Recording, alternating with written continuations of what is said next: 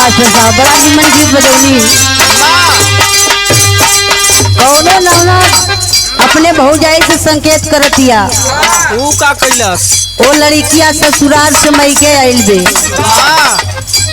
मैके में जब आइल तो ओकरा भौजाई पूछतिया का हो दो कैसे बीतल। ननद सोचतिया कि हमारे ससुराल में कुछ भइले नहीं खे। का बताई भाभी से कल से भाभी बाबा सुना हमार चुआई सैया कितना बढ़िया मिलल हुवन और कैसन हुवन कितना प्यार दुलार देले बड़न ये भाभी। तो लड़की अपने भाभी से बतावत दिया अपन बात का बतौलस।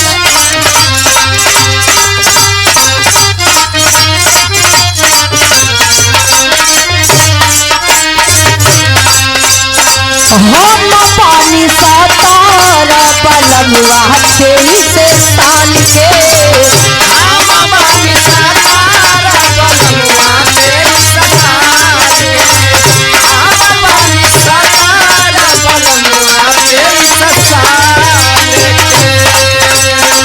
भौजी रे जिंदगिया रखल खतरे में डाल के भौजी रे जिंदगिया भौजी रे जिंदगिया राखी खतरे हम पानी सातारा पलमुआ 23 साल के भौजी रे जिंदगिया रखल खतरे में डाल के।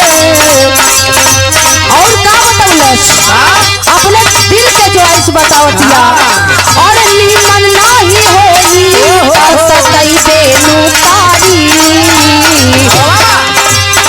नीमन नहीं होई सतई बेनु कारी आता ना भरा कपाऊ मरिया में कमरिया का दिखाई दे न कभी हो आता ना भरा कपाऊ मरिया में कमरिया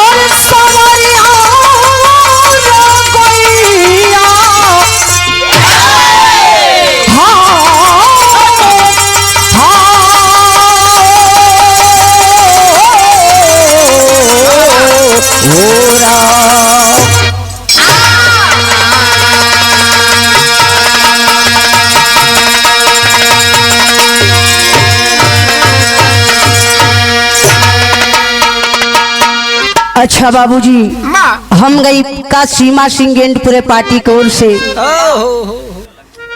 निरंजन निराला के देख रेख में हमारे माननीय महोदय सम्मानित बड़े भैया के सहयोग से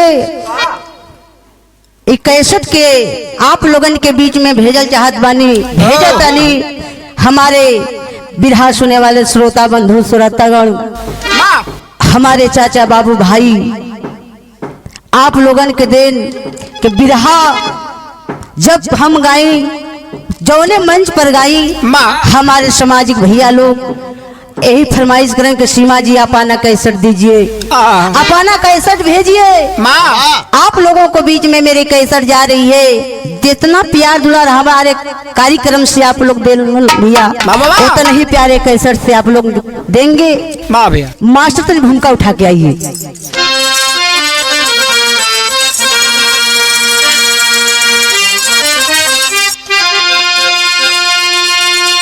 रो रही कामना कर्म के आग में आज इंसानियत की दशा खो गई है। मतलब की साथी है दुनिया की होते अरे वाह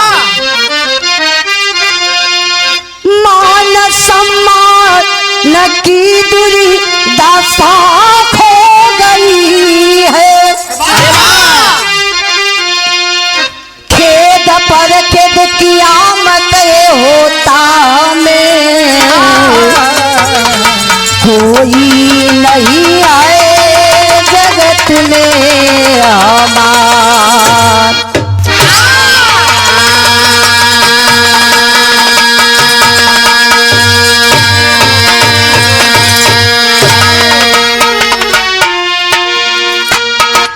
भैया बिरहा में कौवाली लग गई।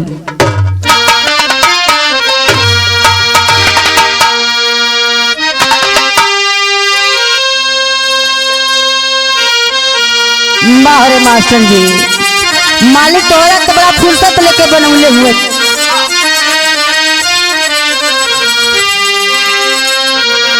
कोनो प्रेमी प्रेमिका के बाद बा बड़ी प्रेमी भी अपने जान कह के मानत रहलन, कहलन का ए करे जा तोहरे के हम ना देखिला तो हमार मन ना लगेला। खलस लड़किया की कौन तो हर चॉइस बाजी माँ जब इतना बात बतौलस होश में भैल का मास्टर जी गीत के लाइन में संकेत बा एक गीतिया का हमारे दीवाना भैया बड़ा सजा के गावे लगी। माँ कैसे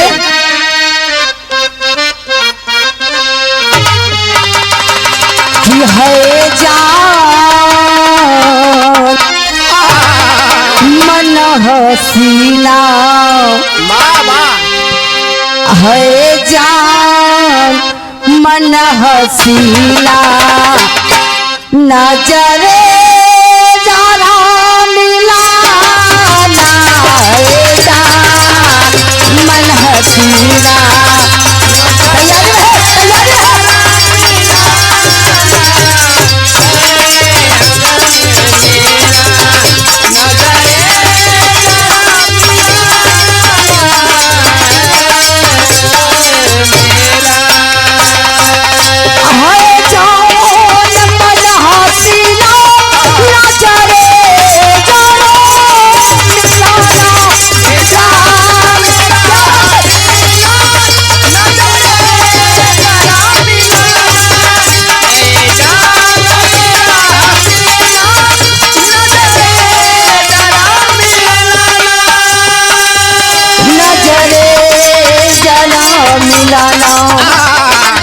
और का बई तुम हुस्न की आगन से, तुम हुस्न की आगन से आशिक को नहीं जलाना।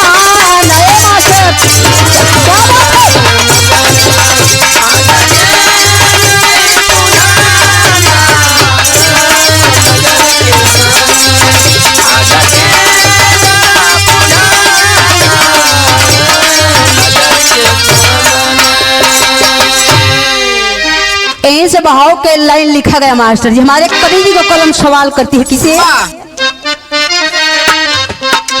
अरे अपना नहीं है कोई, अपना नहीं है कोई, सब है बेगाना, अपना नहीं है कोई।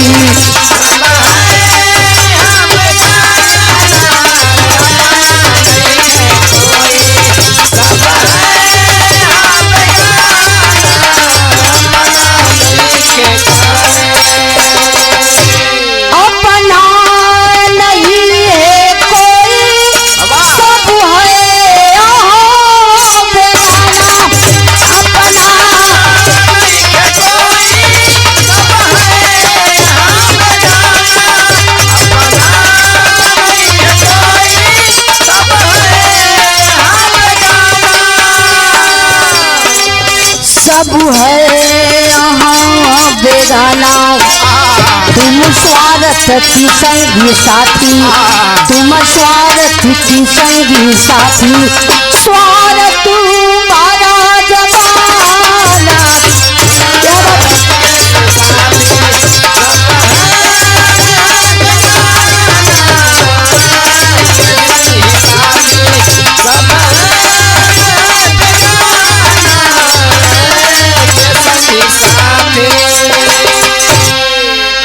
यही से नजम के लाइन लिखल गई मास्टर जी की से वाह वाह वाह रे राजकुमार भैया मालिक तोहरा के बड़ा फुर्सत लेके बनौले हुए शहर मशहूर जबलपुर की कहानियां है शहर मशहूर जबलपुर की कहानियां है दीनानाथ जिनकी छोटी सी किसनियां है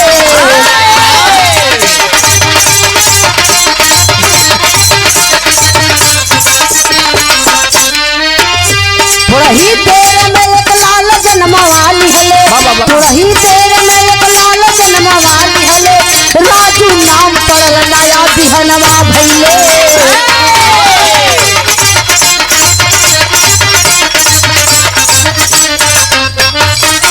एक संतान बिना चिंता बहुत भारी थी एक संतान बिना चिंता बहुत भारी थी रज क्या प्यारी दीनानाथ को हो नारी थी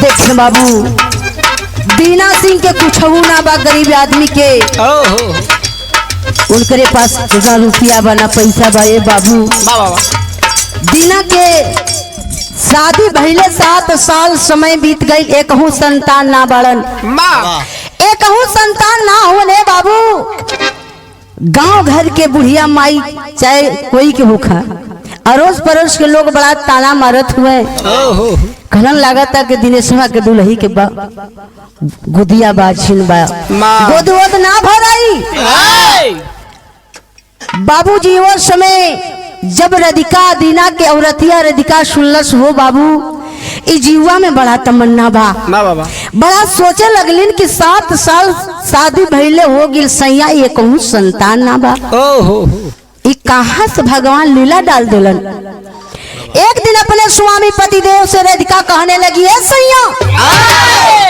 हमके धन दौलत का जरूरत ना है ये सैया जवने बड़का तहर बड़की माई है बड़ा बुढ़िया ताना मारत हियो ताना मारत के लगता के दिनेशवा के दुल्ही के कहूँ संतान ना होई हने सैया चले के कोनो मान मनौती मंदिर में करल जाए भगवती माई के सहयोग से आपके सहयोग से ये कहूँ गोदिया में फूल संतान खिल जीहन ती बाजिन के नाम मिटा जाई जब इतना दिनेश के औरतिया कहलस राधिका हो बाबू दिनेश सोचने लगी दिल में सोचा तो कहलन कि चला जा करके हमरा भगवती माई के मंदिरवा में मनौती करे लगलन मांगे लगलन हे माई हमके रुपया पैसा ना चाहिए हो माई एक संतान चाहिए बाहरे माई के आशीर्वाद लगल हो बाबू दीना सिंह के एक संतान हो गिलन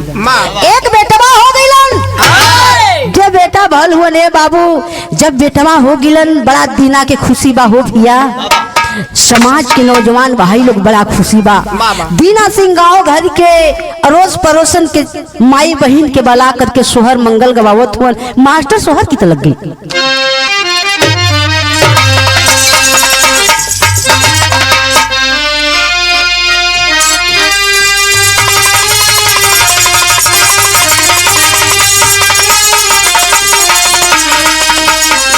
हमारे बिंदु बावरी दीदी बड़ी सुंदर गावली किसे उनका छोट बहन हम है जरूर दीदी के प्यार हमारा ऊपर बा कैसे मास्टर जी अरे केहरा ले आवेला सिनोरा अरे सिनोरवा भरल से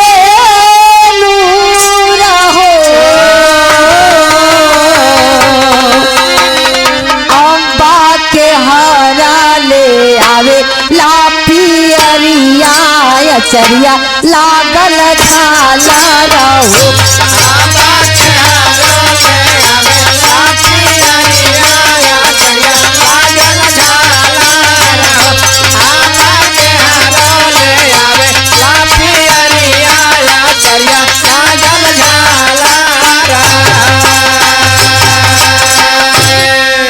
लेकिन और का भी मास्टर जी इलाहाबाद के मतारी बहन का गावली का गावली मंगल गीत जी के बड़ा बदल के गावलन ओके कहल जाला मंगल गीत। माँ अरे रानिया तोहारे ताजना में हो इलावा महलिया होला सोहर ललना रे जन लीलावा महलिया उठे सोहारा। अरे जे यही मंगल गीत गावे गाई के सुनावैया सुख पाई हो अब्बा तोहारे ताजना ले ओरी लावा महलिया ओला सोहर आबा तोहारे ताजना महरी लावा महलिया उठे सोहारा।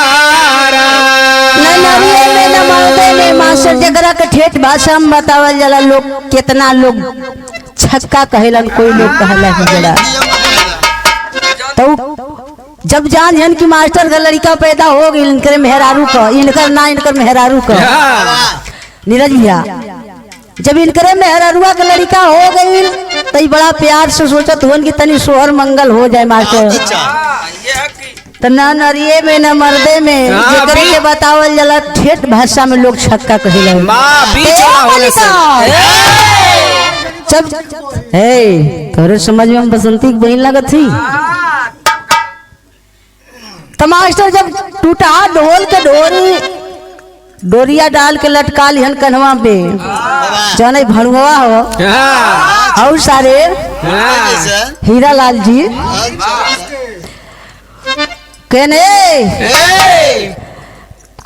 दरवाजा खोल दिहन केने बाड़ुए मलकाइन अगना में हेल दिहन जब अंगना में चाहिए तो बबुआ खटोला पर सुतावल बड़न गोदिया में उठा के कहने जिया ए बचवा लाख बरी जिया आबाद हो जा तो वो लोग का गई हन छक्का लोग का गई हन मास्टर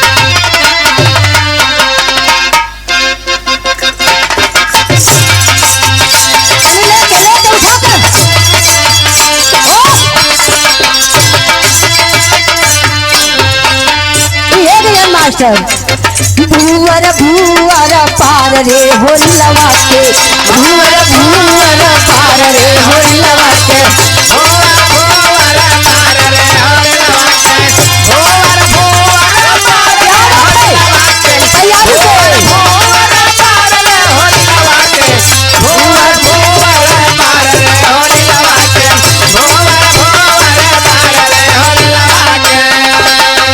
अरे होरिला के मामी लगे सिर देवी होरिला के मामी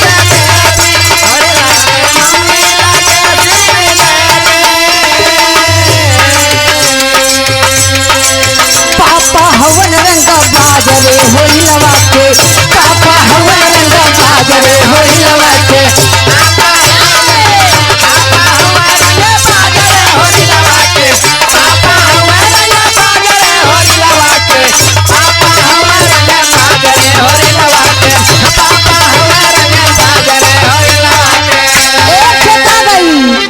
अरे सोहरा गवाता पाया गनवा हो दुआरे परबा जनवा हो दुआरे परबा जनवा लो अरे मोरे ललना रे अरे मोरे ललना रे नेकपा आना जनवा तनवा हो गोदी में एगो लाला ले हो अरे ललना नेकपा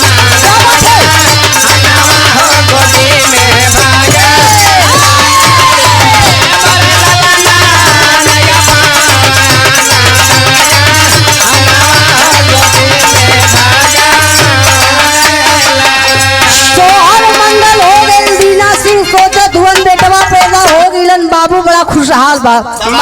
दिनेश बड़ा खुशहाल हुवन। जब धीरे धीरे समय बीते लागल हो बाबू, वही राजू बेटवा 5 साल के हो गई। 5 साल के हुआ, राधिका कहे लगली ए बेटा पढ़ लिख लेबा, सहूर सीख लेबा तो तोहार बाबू के गरीबी दूर हो जाई। राधिका गोदिया में लेके कैसे पढ़ावत ही मास्टर।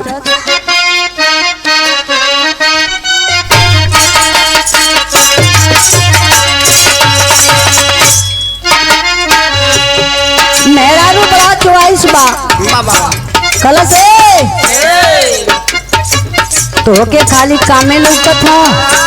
ई ठंडी के मौसम चलत बा, सकरात आवे वाला बा, तू खाली काम करे खातिर बाबत हुआ। मेहरारू कॉलेज जब इतना बतिया औरतिया कॉलेज के आज काम पर नहीं जाए के कल नाम अंग्लेश कॉले हुन के आज जरूरी आवे के हो। बड़ा मेहरारू फेर में पड़ल, लेकिन कॉलेज के जा जा जा तो कैसे चलल बा मास्टर। का कार्यक्रम घरे करके चलल हुए।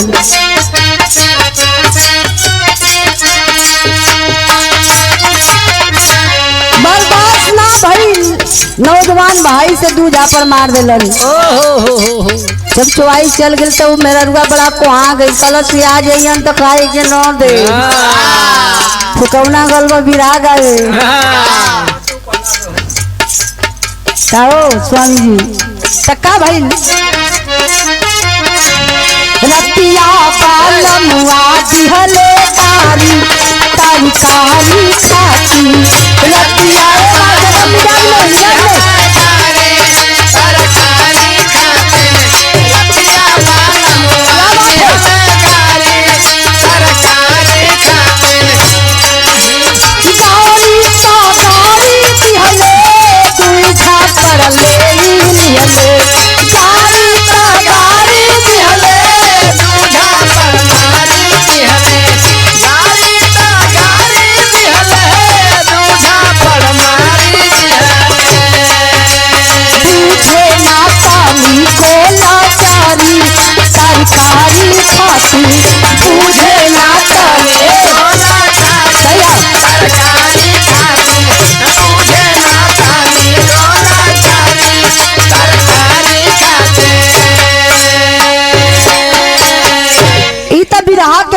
मास्टर। लेकिन बहाव में कितना सुंदर बात कवि जी के कलम सवाल करते हैं। का भाई घर में पाई ठीके पढ़ावे राजू के गोद में लेकर के बाबू औरत पढ़ाने लगती है। सोचती है कि मेरे बेटे पढ़ जाएगा, गरीबी दूर हो जाएगी। बेटवा के लेके पढ़ावे लगली ये बाबू पढ़ते बढ़त बेटा। धीरे धीरे वो बेटा सयान हो गिलन। तब भाई का मास्टर जी घर में पाई ठीके पढ़ावे सिखावे माई। घर में पाई ठीके पढ़ावे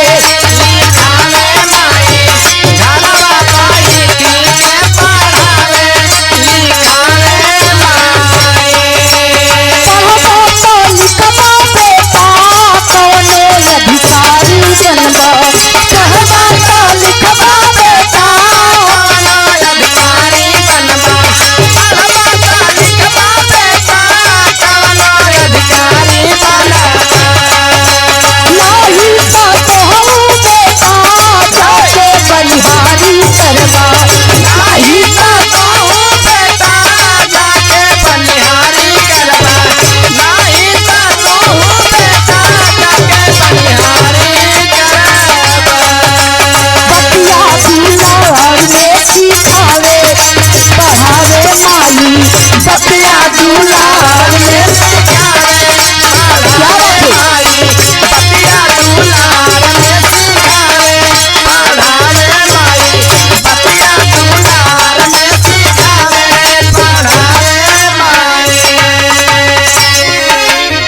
बतिया दुलार में सिखावे पढ़ावे माई राधिका बेटा के पढ़ावत 12 साल के हो गई बेटवा 12 फैलन हो गई।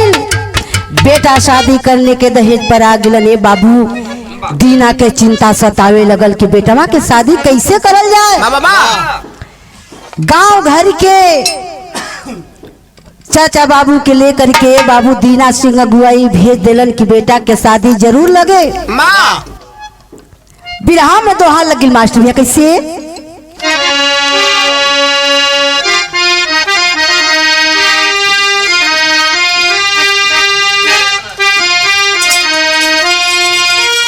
अरे राजू बेटिया तब अरे भैनी खुशिया पा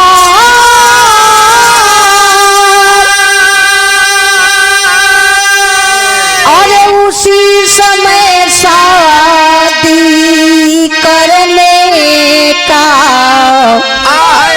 हुआ बात विचार।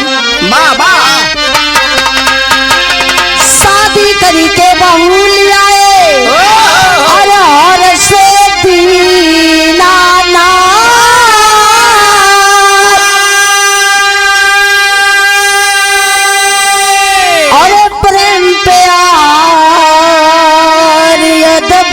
मिला जीता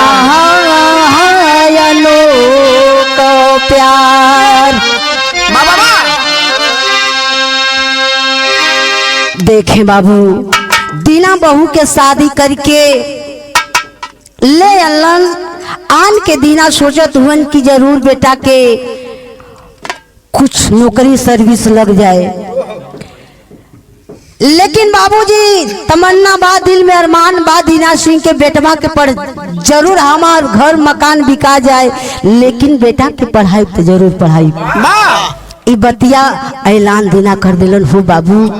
धीरे धीरे समय बीते लागल हो भैया। दीना सिंह बेटवा के शादी करके बहू अपने घर ले आन के बाबू ओहर के कहानी ओहर समझ छोड़ दे मास्टर कहानी मोड़ लेलस। कहानी पर गौर करें चाचा बाबू बिरहा सुने वाले श्रोता बंधु महान भाव बाबा ई कहानी टेकर बा कैसन कहानी बा कहवा मोड़ लेत बा।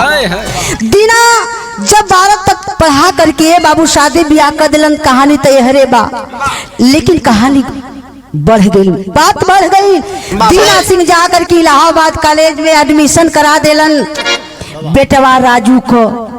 बेटा बाप के बात मान के इलाहाबाद कॉलेज में चल गिलन। जा करके बाबू बेटवा सोचत हुन की परिचित कोई ना बा हमारे चिन्हारी जनार कोई परिचित ना बा लेकिन कैसे अकेले ही कॉलेज में हम पढ़ब। सब लोग यहाँ बढ़ के बेटा अमीर के लोग पढ़त हुन हम एक गरीब व्यक्ति एक गरीब के लड़का हम कैसे पढ़ सकीला। दीना राजू दिलवा में सोचता ये बाबू तब तक एक लड़की बड़ा सुंदर मिल गई हो। वही कॉलेज में कहल जाला ये भैया कोई के हित संगी मिललन कोई के दुश्मन मिललन कोई के अमीर मिललन कोई के गरीब मिललन ये बाबू कोई के रईस मिललन कोई के माई बाप बदमाश मिललन कोई केतनो अमृत के धार पियाई एगो माई बिना कैसे करे जवा जुड़ाई ये भैया एगो माई बिना। माई के ममता बड़ी काफी बोला हो माई के ममता बड़ा काफी बा। बेटा के ऊपर अरमान बा। राजू बेटा पढ़े लगलन पढ़त समय शादी से पहले वांट भरले रहलन ये बाबू। जब वहाँ एडमिशन करलन एक साल भर के बाद उनका नौकरी के कागज आ गई। जब नौकरी के लिए कागज आ गई बड़ा राजू के खुशी बा। अपने माई बाबू के पत्र में लिख करके भेजे तुरंत ये माई खुशी बा मास्टर भैया लेकिन एक गोरी अंग्लेश गम बा हो कौना बात के गम बा के गरीबी बा। गरीबी में रुपया पैसा ना बा रुपया पैसा ना बा ये बाबू यही के गम बा। तो बहल का मास्टर जी 1 लाख रुपया मांग हो गई। एडमिशन पर पत्र पर राजू भेज दिलन। जब पत्रवा पर भेजलन लिख करके बाबू दीना के पसवा आइल न दीना रोवत हुन कहलन 1 लाख रुपया कहाँ हम पाई। वाह लेकिन जा करके वो कागज लेकर के बाबू मुखिया साहब को पास प्रधान जी को सामने चले गए। प्रधान के घरे चल गिलन। जब प्रधान जी के घरवा गल हुवन, प्रधान जी गिरवी खेतवा ले करके 1 लाख रुपया दे दिलन हो। बाबू प्रधान तो चाहे कोना गाँव के होगा। वाह वाह वाह तब भइल का मास्टर,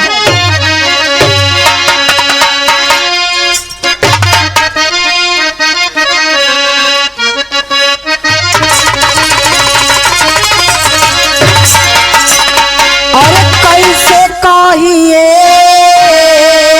माई,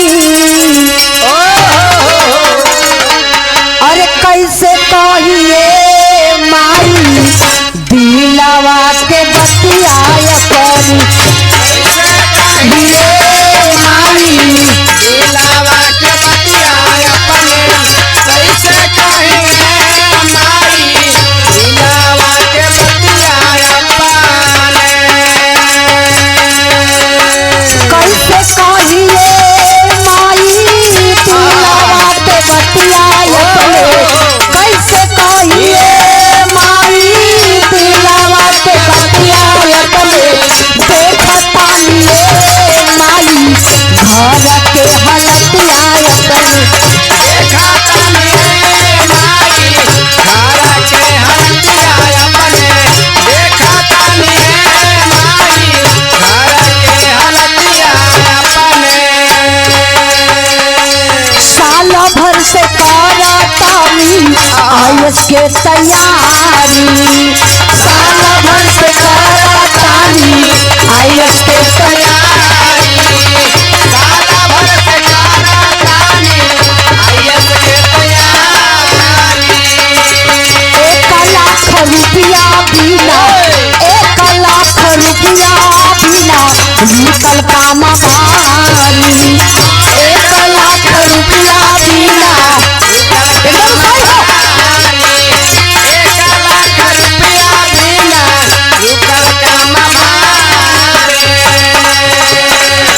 एकदम सही हो।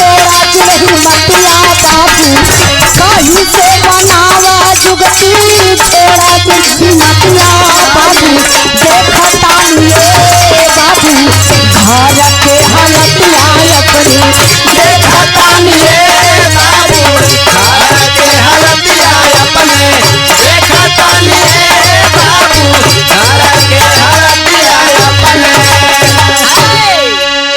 जब दीना सिंह बाबू पत्र के पौले हुअन, हथवा में ले करके प्रधान जी के घरवा चल गिलन हो।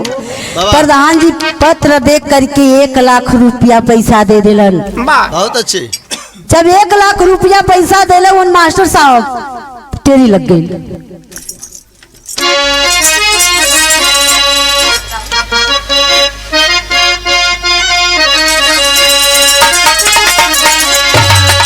अरे नया नवा 2 से 4 हो गई,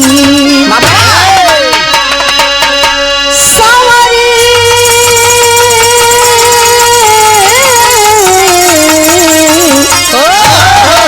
अरे नया नवा 2 से 4 हो गई। तो चिंता लगे सताने महारानी के मनवाया रे मनवा।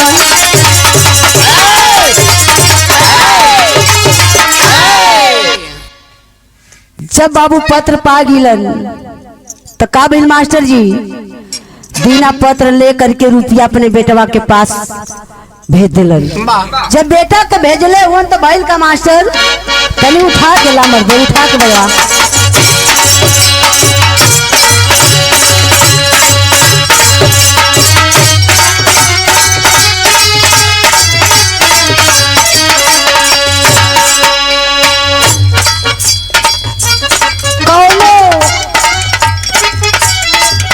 औरत चोली सिए के दे रहा है मास्टर जी सब टेलर को।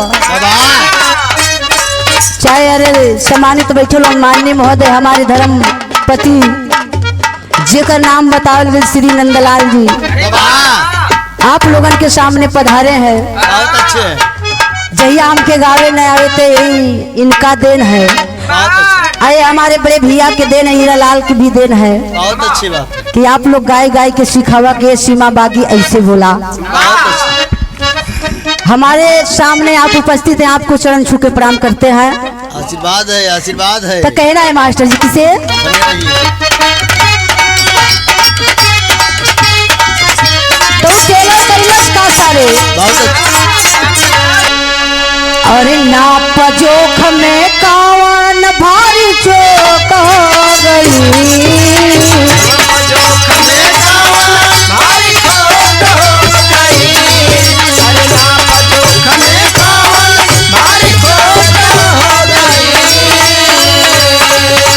नाप जोख में कावन भारी चोक हो गई। कैसन सियल सरे, कैसन सियल सरे, दरजिया चोली छोट हो गई। कैसन सियल सरे, दरजिया चोली छोट हो गई।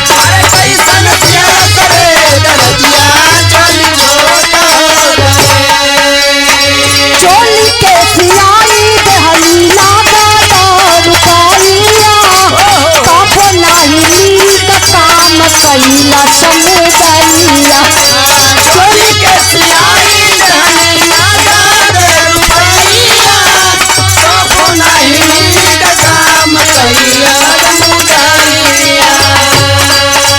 एही से ओकरा पिछवा हमरा मौत हो गई। से ओकरा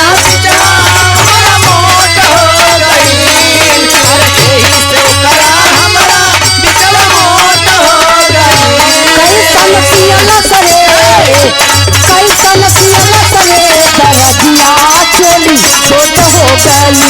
कैसन सियल सरे, दरजिया चोली छोट हो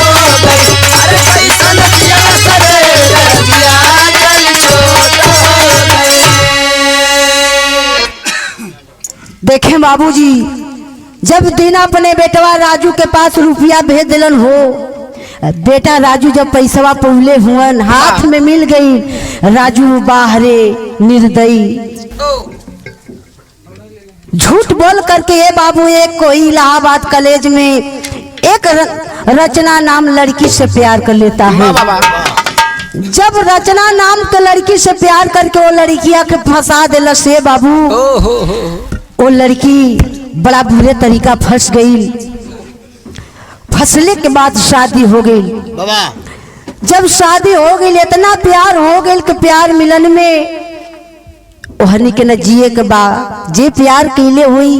प्यार के बारे में नीरज भैया जाना तो प्यार का चीज होला। अरे बारे प्यार न जी देवेला न मरही देवेला। ये मास्टर जी कब नजरिया लड़ जाए। ना ना वो प्यार तोड़ के पेड़ में फरेला खाल जाला, लेकिन वो प्यार दिल में दिल जब मिले लाए भैया ओकरा के चॉइस प्यार कहल जाला। के साला 12 बजे रात जब आशिक को फोन आई तो नीरज भैया जरूर जी हल। हेलो तक कहना है मास्टर किसे भाव करवा।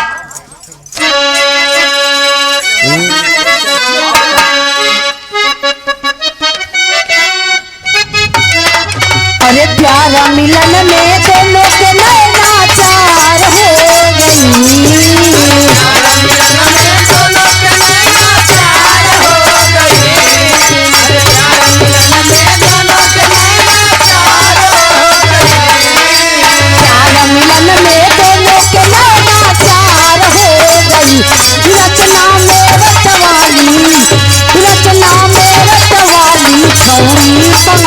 प्यार हो गई रचना में रतवाली छौरी।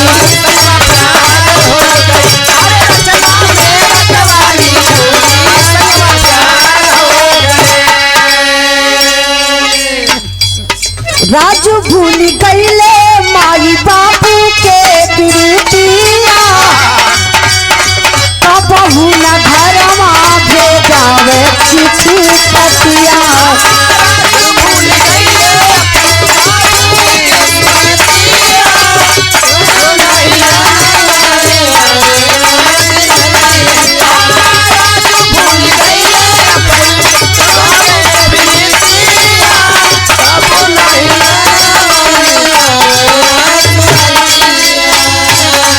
अरे अरे बेटा से बैरी लागे भरुआ सार हो गई।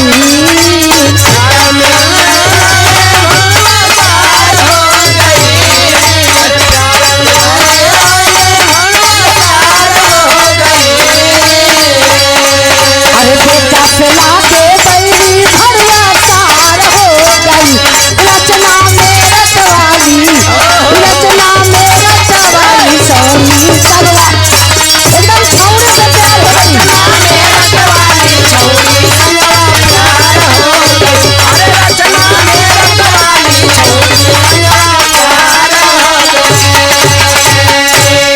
बाबू धीरे धीरे समय बीत गई। जब समय बीतल मास्टर भैया राजू के नौकरी सर्विस लग गई और रचना नाम के लड़की से प्यार हो गई। वो राजू जेठरी औरत के भूल गईलन पहिलका लाल के भी भूल गईलन हो बाबू। झूठ बोल करके वो लड़किया से प्यार करके जीवन के बितावे लगलन।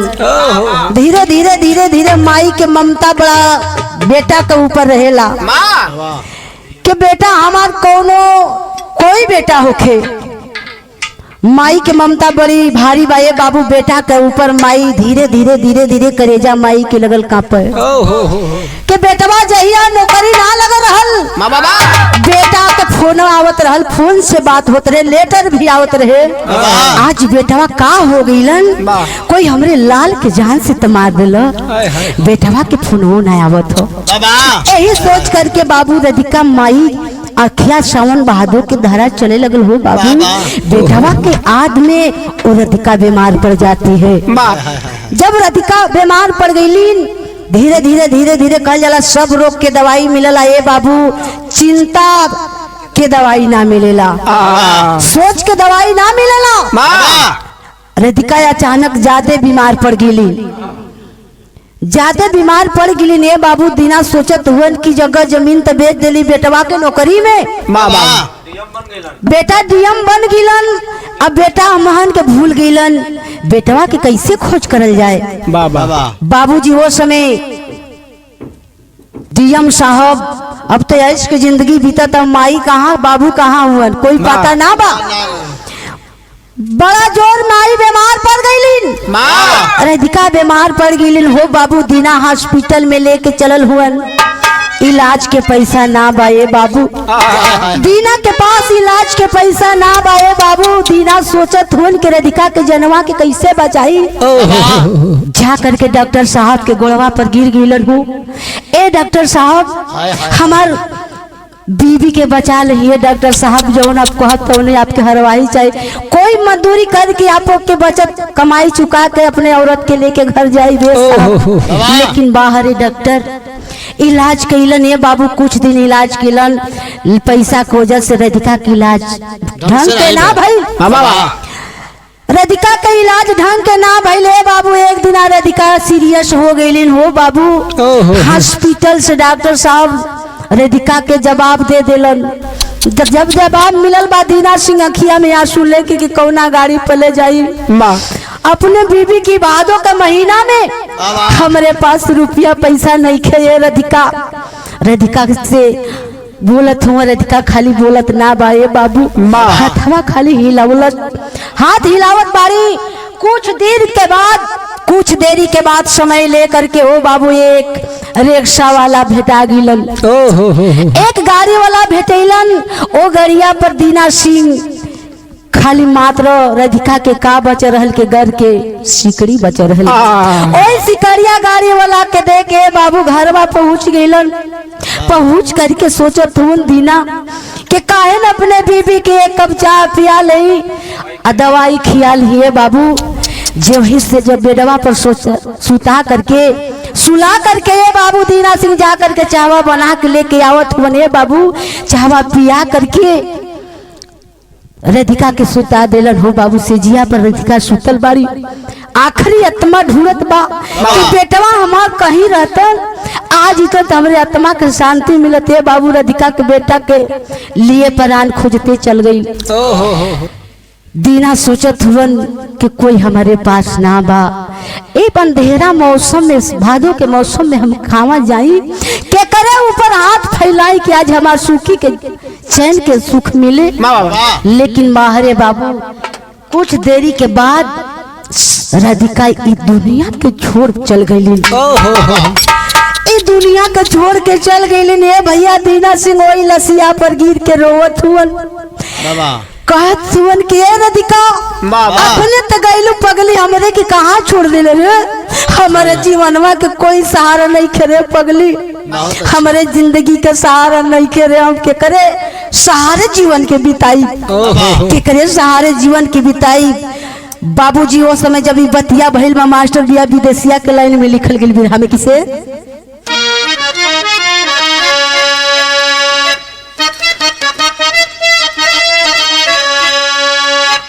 अरे गोदिया में लसिया, अरे उठाई पूछा दीनानाथ, कैसे क्या था फैलाई प्यारी दानी।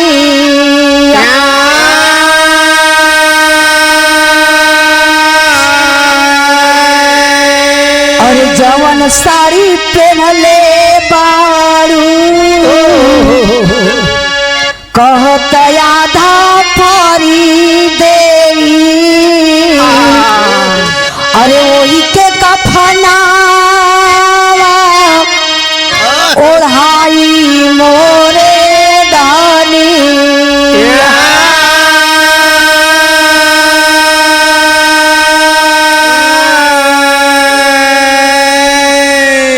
यही दिलवा में सोच करके ये भैया आखिरकार दीना सोचत हुवन। तब तक गांव के लोग एक एक लोग लगलन जुटे के दीना आज महल से अंदर आवत ना होन। दीना के घरवा कैसन शोर होत बा, जाके गांव घर के लोग देखत हुवन। ए बाबू दीना चित्ते फेंका के रोवत हुवन। औरतिया उनकर जौन बहू रानी बाड़ी एक लंग रोवत आड़ी हो। ए मम्मी एक छे तू स्वामी हमरे जिंदगी के कन कहा चल गिलन के ना आवत हुवन।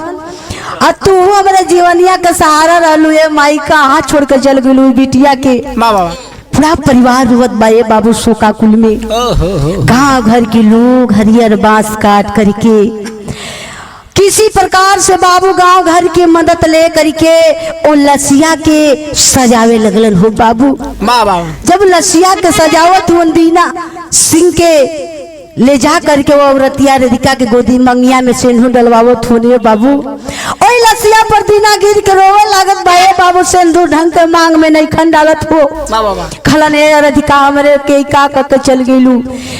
जब से बाबू मंगिया में सिंदूर डाल करके सजा करके लसिया के लेके चार कहाँ चलल हुआ नहीं मास्टर।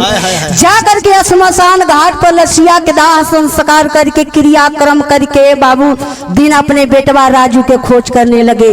मास्टर साहब कैसे खोज में चलल हुआ, बिरहा में गीत लग गई।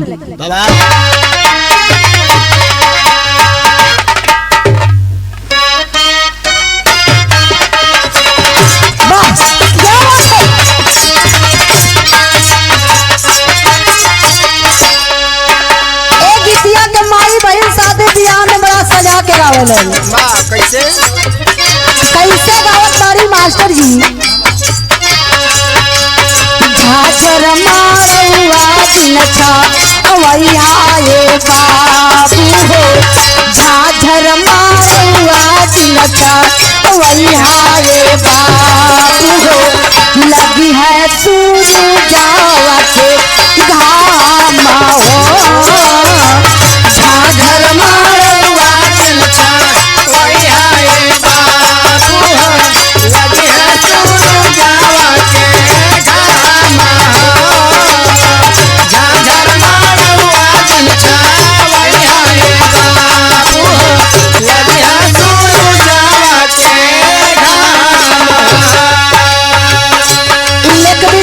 दीना करत का होने ते गीत रहल मास्टर विधा के बोल रहल। भाव में लिखा गया एक दिन में पहुंचा चावल पूरा सहारिया में। एक दिन में पहुंचा चावल पूरा सहारिया में। संगवा में दीनानाथ जाए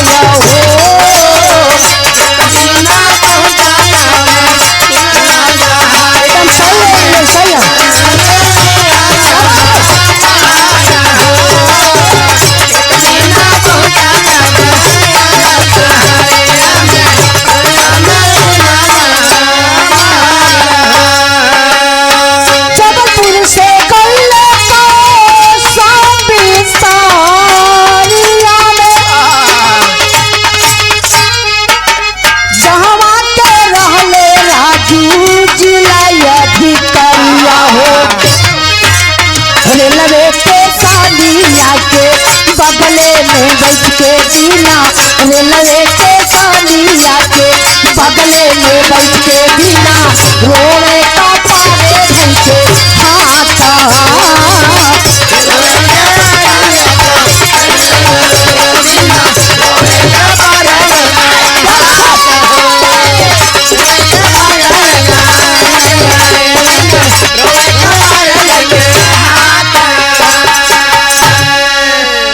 कौशाम्बी शहरी स्टेशन पर जा करके बाबूजी दीना रेलवे फाटक खोजत हुवन, रेलवे स्टेशन खोजत हुवन, लेकिन राजू के पता ना चलत बा। ये बाबू तमाम गांव घर के लोग के भीड़ लगल बा, तमाम शहर के लोगन के भीड़ लगल बा रेलवे स्टेशन पर।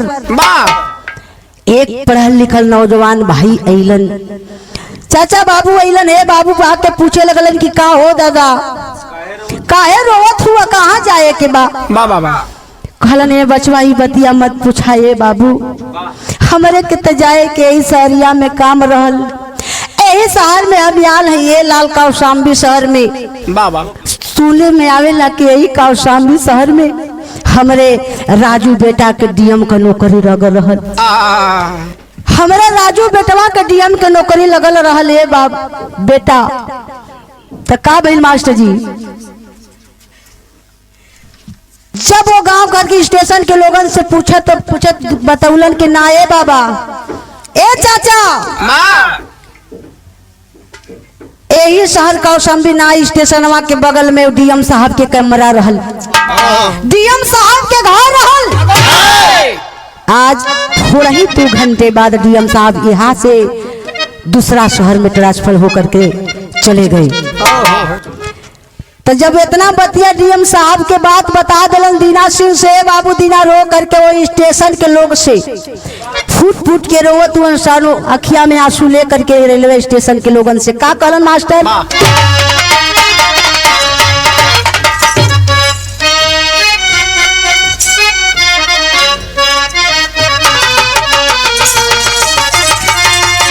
अपना विपत बतावत हो, गावत ना हो, अपन विपत बतावत हो कि हमरे शरीरवा पर कितना विपत पड़ल है। मेरे भैया मेरे लाल, धर्म के बेटा लोग से बतावत हुए, मेरे भैया मेरे लाल, तुझे ढूंढूं मैं कहाँ,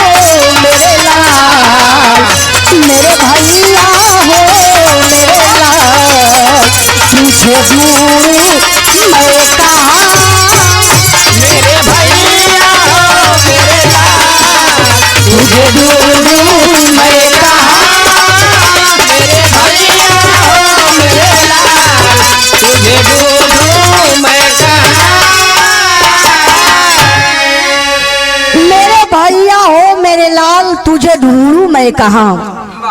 रेलवे स्टेशन के लोगन से दीना सिंह कहे लगलन, ये बाबू रेलवे की स्टेशन के लोग सारी बात बता देलन, सारी बात बता देलन। ए बाबू उस समय दीना के नाती जौन गोलुआ नाम के रहल, राजू बेटवा के जेठरी औरतिया के बेटा, ओ अपने मम्मी संगीता से कहे लगल के मम्मी हमके भूख लगल हो, माई बाबा से कहतू तो 2 रोटियां कहीं से भीख टुकड़ा मांग के ले आन देतम, तो माई खा के हई पेटवा के शांति मिलत हो। माई जब इतना बतिया गोलुआ का सुनलन हो बाबू, गोलुआ तो इतना बतिया सुनलन दीना से रह नहीं जात हो बाबू। नौजवान ना बुढ़ा आदमी से चले भर सकती ना हो। शहर में ये बाबू चले भर सकती ना बा। 1 रुपया पैसा जेबवा में ना झुलिया में बाबू। लेकिन की और नाती अपने माया में ये बाबू जा करके भर मार्केट खोजे लगलन। बाबा भाड़े पर रिक्शा भर मार्केट खोजे लगलन। रिक्शा ना मिलत बाए बाबू। किसी प्रकार से निराश हो करके दीना सिंह एक गलिया से निकलल आवत हुवन हो।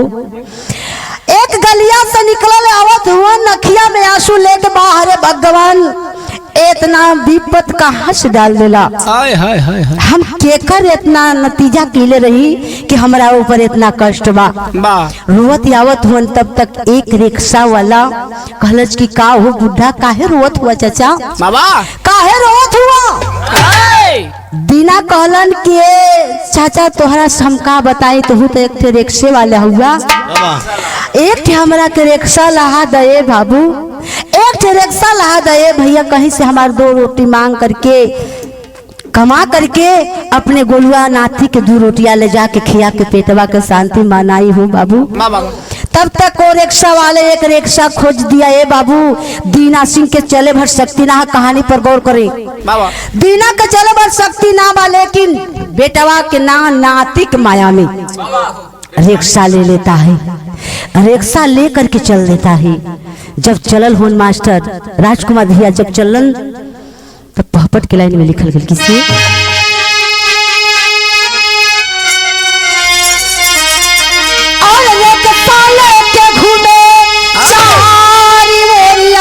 बजरिया में और रिक्शा लेके घूमे 4 ओरिया बीच बजरिया में।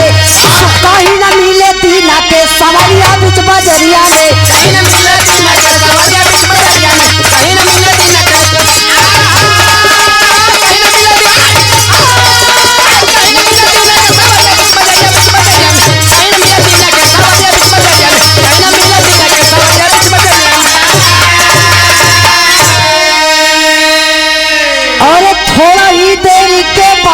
मिलल बा एक औरत सवरिया हो।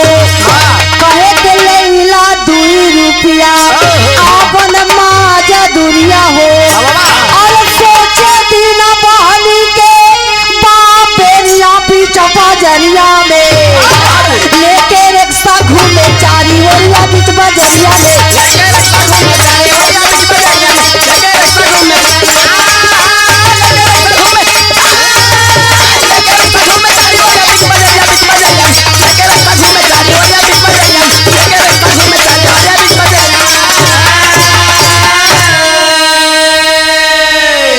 देखे बाबूजी दीना सिंह रिक्शा वाले की निराश होके आवत हुए बाबू।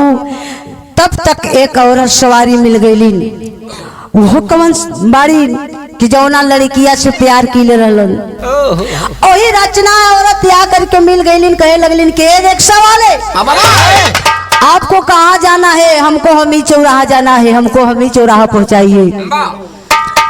दीना सिंह सोचलन कि बाहर प्रभु जी कहीं से तो भेज दिला 2 रुपया के आगम। गोलुआ के जरूर ले जाके खियाई। अपने दिलवा में अरमान ले करके बाबू कहत ना हुआ, लेकिन दिलवा में सोचत हुवन। सोच करके रिक्शा पर बैठा लेलन। रिक्शा पर बैठा लेलन कि चले भर पावर ना बा, चले भर शक्ति ना बा, लेकिन ऊपर वाला के सहयोग से बाबू हमें चौराहा तक पहुंचा दिए। दीना हमें चौराहा पहुंचा करके भाड़े ले करके बाबू एक होटल पर जा करके 2 रोटी ले करके सोचत हुआ कि 2 रुपया रिक्शा वाला के भी दे दी। 2 रुपया के रोटियां ले करके चले जा करके गोलुआ नाती के खिया के पेटवा के शांति मनाई। बाबू रिक्शा वाले के भाड़ा दे करके रोटियां खरीद करके बाबू जाके गोलुआ के जेवही हथवा में ना थमौलन चलत हुआ रिक्शा लेकर के। तब तक हमें चौराहा पर चल गिलन। हमें चौराहा पर गिलन। हमें चौराहा पर अचानक मोड़ बा।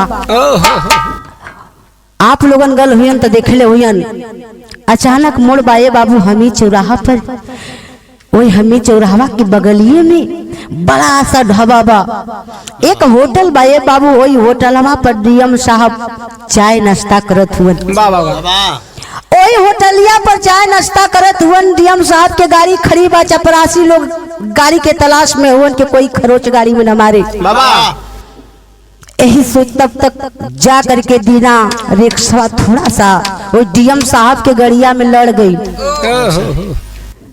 जब डीएम साहब के गड़िया में लड़ल ये बाबू, बाबा वो समय डीएम साहब चाय के कप फेंक करके वहां से कूदेलन, दौड़ के आ गिलन ये बाबू। दौड़ के आ करके बूट पहले होने बाबू, आ करके मारे लगलन। इतना मार मार दलन दीना सिंह के चले भर सकती ना बाए बाबू। मारे के तो मरबे कैलन हो भैया, पटक करके सिनेमा पर चढ़ गिलन हो बाबू। जब चढ़ल हवन दीना सिंह के मुहवा से ब्लड चले लागल हो बाबू। ब्लड चले लगल। दीना सिंह कहत हुआ अथवा जोड़ करके साहब छोड़ दीजिए सर, हम जान के रिक्शा में आपकी गाड़ी में ना लड़ौल है साहब, आज भर छोड़ दीजिए। लेकिन बाहर है वो निर्दयी, दया नहीं आया उसका ऊपर। मारे के तो मरबे किलन, मार पटक करके सीने पर चढ़ गिलन हो बाबू। तब तक कोई रचना और रतिया संगवे बिया हो कूद करके पकड़ लेती है, डीएम साहब को हटा देती है। कलश के चाचा तुम्हारे घर कोई औलाद नहीं है, इतना बुढ़ौती में क्यों रिक्शा चला रहे हो? बाबा खलन ये बेटी बतिया मत पूछा, ये बतिया मत पूछा ये बेटी, मेरे बेटे मेरे आँखी के सामने है बेटा। बाप कहे के वक्त नहीं कह रहा है तो हम बेटे के कैसे बेटे कहे रे पगली। बाहर दीना सिंह के अक्सी अपने बेटवा के चिन्हत हुवन। दीना सिंह चिन्हत हुआ, लेकिन राजू भी चिन्ह रहा है। लेकिन सोचत बा कि हम कब कि हमारे रिक्शा चालक बापू है तो कहत बड़ा रचना नाम बढ़ करके लड़की बा, बड़ा यहाँ हिनस्ती हुई। अपन बड़ाई में हो करके तो कैलन का मास्टर दीना सिंह रिक्शा लेके चल देलन। चलल हुन जाते जाते रिक्शा वाला के दे करके रोटी ले करके बाबू जा करके रेलवे स्टेशन के लोग रेलवे स्टेशन पहुंच गइलन, जहाँ पर संगीता के गोलुआ के बैठा के आल होने बाबू। रोटियां ले करके दीना सिंह जाके धरावत हुन, तब तक मूर्छित हो करके धरती पर गिर गइलन। जब धरतिया पर गिरल होने बाबू संगीता गोदिया में उठावत बिया। संगीता उठौलस लेकिन दीना बोलत ना बने बाबू। संगीता वही लसिया पर गिर के का करत है बाबू मास्टर भैया, बिरहा में आला लग गई।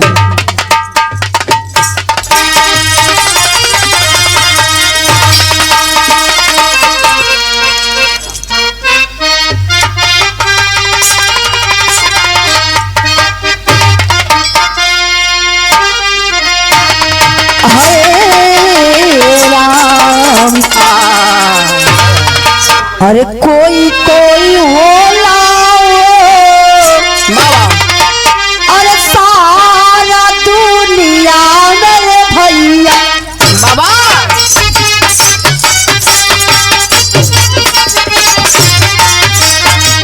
कोई मिल जाला बाबू साचोली नसा,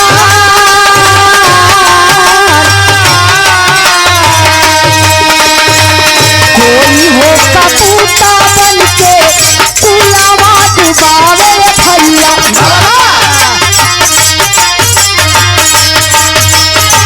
कोई मिल जाला बाबू साचोली नसा,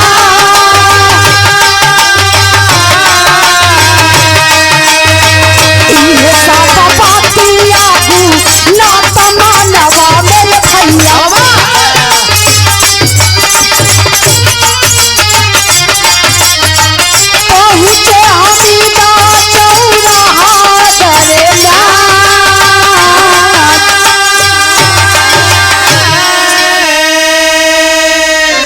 देखे बाबू दीना रिक्शा लेके चल दिलन। जब गल हुन तक भैल का मास्टर जी ओ संगीता सोचने लगल कि अपने बाबू के दाह संस्कार रेलवे स्टेशन के लोगन से भीख टुकड़ा मांग के करके अपने हिंदू धर्म की क्रिया जरूर निभाई। बाबू धीरे धीरे धीरे संगीता लगल गांव के रेलवे स्टेशन के लोगन से भीख मांगे। जेकर माया लगे 2 रुपया देवे ए बाबू, जेकर ना माया लगे डांट के भगा देवे संगीता के, पगली ना बाबा यहाँ से हट जो। संगीता हट जाती थी, बहुत अच्छा। लेकिन बाबूजी वो समेत सब लोगन से कोई में मांग करके भीख टुकड़ा और दीना को लसिया के दाह संस्कार करके क्रियाक्रम करके ओ बाबू बाहर अनाथा अबला के कोई पास ना बाए बाबू। एक मौसम छोटा सा बेटवा बा माँ अनाथ औरत के पास एक बेटवा बा, गोलुआ भर हो बाबू। जाते जाते चल गई होटल पर जीवन के प्रवेश करे लगल। ओई होटलवा पर जीवन के बितावे लगल है बाबू। दोना पत्तल फेंक करके बचवा के पाले लगल। धीरे धीरे वही डीएम साहब पे नजर वो औरतिया पर पड़े लगल हो भैया। बाबा एक दिन अपने चपरासी को भेज दिलन डीएम साहब, कहलन जाओ वो कहाँ के औरत है उसको बुला करके मेरे बंगले में ले आओ। माँ जब इतना बतिया बाबू चपरासी लोग आ करके संगीता से कहे लगलन के औरत कहाँ के रहने वाली है, कहाँ तुम्हारा घर है, मेरे डीएम साहब तुमको बुला रहे हैं, चलो।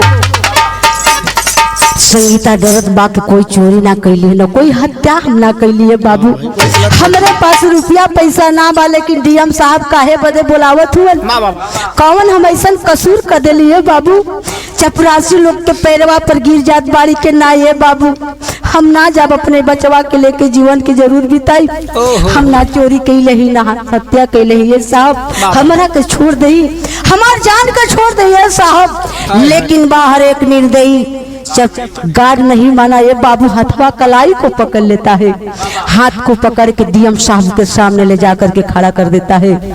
संगीता हाथ जोड़ने लगती है कि सर हम ना आप कोई गलत किए हैं सर, न कोई हम सजाए किए हैं, न कोई चोरी कैले हैं ये साहब। रउआ जवन कहीं सर हमार बड़े दूर शहर बड़े दूर घर बा ये साहब, हमरा के छोड़ दे साहब, हमारे कोई नहीं खे। लेकिन डीएम साहब कहलन सुन रे पगली, सुनो पगली, कहाँ के रहने वाले हैं, कहाँ तुम जाओगी, इतना उम्र एक लड़का लेकर के कैसे जीवन बिताओगी रे। ई बतिया सुन के कहलस संगीता कहलस कि ना ये साहब ई बतिया मत पूछिए सरकार, ई वाला के कोई नहीं खे साहब, हमरा से मत पूछी, हम एकरे आगे कुछ ना बताइए साहब। हमार घर जबलपुर शहर के अंतर्गत एक रामपुर गांव है साहब, वही रामपुर गाँव के हम बानिए साहब, हमार कोई नहीं खे साहब, हमार कोई नहीं खे साहब। जब इतना कहलिन तो साहब डीएम साहब कहलन कि तू केकर बीबी हो, केकर बहू बारू, कहल से साहब हमार सैया के नाम राजू हो, हमरे ससुर के नाम दीना, हमरे सास के नाम राधिका है साहब, हमार नाम हर संगीत, हमरे छोट बेटवा के नाम गोलुआ हो। हम सास ससुर दुनिया के छोड़ के चल गए, हमरे सैया के याद में साहब, बस हम ही अकेले बचवा के लेके है। जब इतना पतिया संगीता बतौलस हो, डीएम साहब का रोम कांप जाती है, सोचने लगता है कि बोली बहुत औरत के साथ हम गलत किया है। डीएम साहब ढंग करके पकड़ लेते हैं गोद में, कोरवा में बैठा के पूरा सारी बात पूछ करके बाबू जो रचना नाम के लड़किया से डीएम साहब प्यार कैले रहलन, वो लड़किया डम्फर से धक्का खा करके दुनिया से छोड़ बसर रहल। डीएम साहब भी अपने बंगले पर अकेले जीवन के बितावत हुवन, तब बहल का मास्टर भी राह में खड़ी लगी।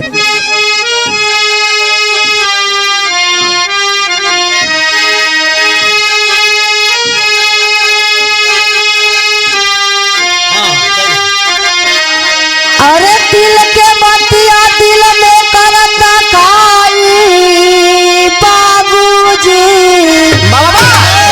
तो सैया हो गईले सपनवा का बताई बाबू।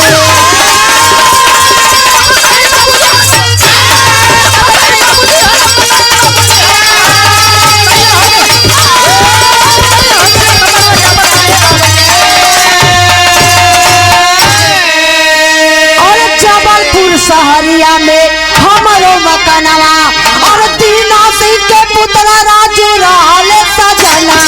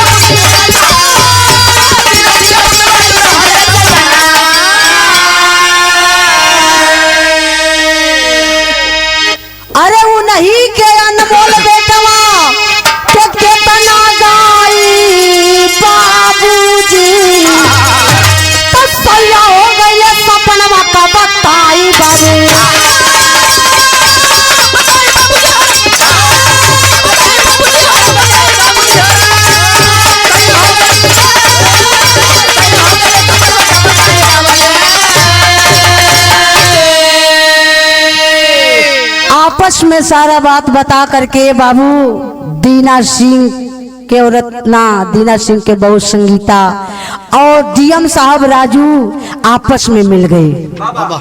हमारे माननीय महोदय सम्मानित ग्राम पलपल के धरती से बाबू अंगलेश बाबू के ओर से 501 रुपए के पुरस्कार है। मालिक सरस्वती माई करें कि बचवा के हर मोड़ पर सफलता मिले, हमरे ओर से आशीर्वाद रहे। बिरहा के माध्यम से सब भैयन के भी प्रणाम रहे। स्टूडियो पर बैठल भैया आपके भी प्रणाम बा। अरे गुरु बिहारी गुरु गणेश क्रांति के दिया जलाए, अरे रामचंद्र प्यार